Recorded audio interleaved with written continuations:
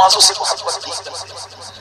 بے نمازی میں آپ کو یقین کرے وہ وعیدیں سنا نہیں سکتا، لیکن ٹرائی ٹو انڈرسٹینڈ یہ جرم کتنا بڑا ہے.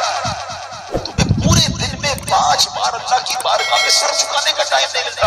10 بار آج پکی نیت کر لو، کچھ بھی ہو جائے آج کے بعد ہماری کوئی نماز قضا نہیں. آپ کو پتا ہے نمازی کو تحفہ کیا ملتا ہے؟ نماز کے فضائل میں سنیں. نماز کو عماد الدین کہا گیا، پلر آف اسلام. اس بلڈنگ میں کسی بھی بلڈنگ کے پلر نکال دیں، بلڈنگ کا کیا ہوگا؟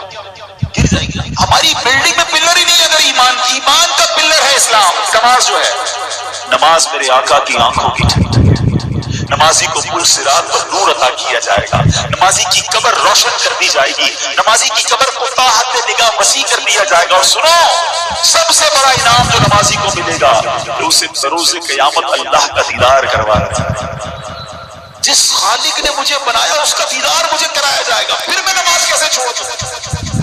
اور اس کے برعکس اشجع الاقرا، حدیث کے الفاظ میں بیان کرتا ہوں، ایک گنجا سانپ بھی نمازی پر قبر میں مسلط کر دیا جائے جو قیامت تک نماز نہ پڑھنے کے سبب اسے مارتا رہے. کیسے برداشت کریں گے؟ کیا فائدہ اتنے بڑے بڑے گھروں کا، اتنے پیارے بیڈ رومز کا اور اتنے خوبصورت باتھ روم کا، جس قبر میں جانا ہے اگر وہ سانپ اور بچھو ہے تو بیکار ہے یہ گھر.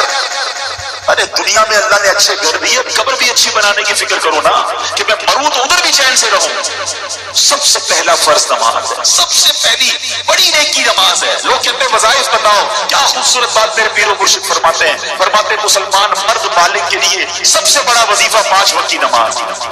نماز پڑھنی نہیں اور وظائف پوچھنے، پہلا وظیفہ نماز ہے. تو آج نیت کر کے جانا ہے. سنو، بے نمازی کے بارے میں میرے آقا فرماتے ہیں، نبی پاک علیہ السلام نے اپنے دونوں ہاتھوں کو اس طرح ملا کر بتایا کہ بے نمازی کو قبر ایسے دبائے گی کہ اس کی پسلیاں ٹوٹ پھوٹ کر ایک دوسرے میں پیوست. کیسے سہ سکے؟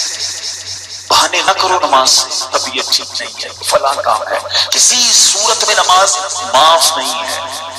لیکن ہاں تھوڑے تھوڑے بہانے کر دیا نا، بس آج طبیعت اگلے جمعے سے نماز پڑھنی، بس اب یہ 2 دن بعد نماز پڑھو. نہیں، آپ جہاز میں ہیں، آپ ٹرین میں ہیں، آپ بس میں ہیں، آپ سفر میں ہیں، آپ گھر میں ہیں، آپ نے نماز پڑھنی. اور یقین کریں خوش نصیب ہیں وہ لوگ جو نماز کے پابند ہیں. یقین کریں ان کو نماز کے بغیر چین بھی نہیں آتا. جو پکے نمازی ہیں نا ان سے ملیں آپ کبھی، اور ماشاءاللہ یہ بہت سارے ایسے ہیں ان کو تو جس طرح کھانا نہیں کھایا بغیر چین نہیں آتا، لگتا ہے ابھی تک شادی پڑی یار، ابھی میری ظہر باقی ہے. اب ان کو ریکال اندر سے آتی ہے، ان کو یاد نہیں کروانا پڑتا. جس دن تم نے نماز کی عادت بنا لی، نماز تمہاری زندگی کا حصہ بن جائے.